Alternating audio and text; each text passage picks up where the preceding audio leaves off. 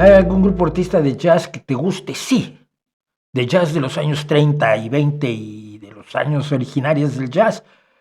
Soy un fan absoluto de Tuba Skinny, que es una banda de Nueva Orleans, donde toca una chica que toca el cornetín, que es brutal, y tiene uno de los mejores clarinetistas de jazz que yo conozco, y probablemente el mejor intérprete de la tabla de Lavar que hay en el jazz.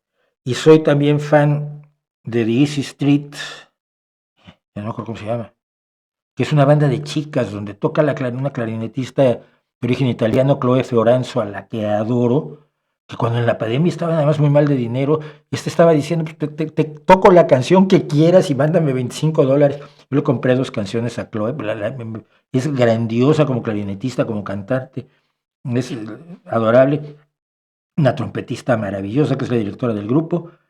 Hay varias bandas así de Nueva Orleans que encuentro adorables, esa en particular, la de las mujeres, y Tuba Skinny, al cual he promovido lo más que he podido, pero no me gusta el jazz posterior.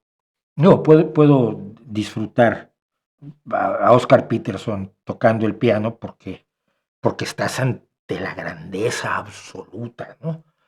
Pero ya cuando empiezas a andar por los terrenos de Miles Davis y por los terrenos del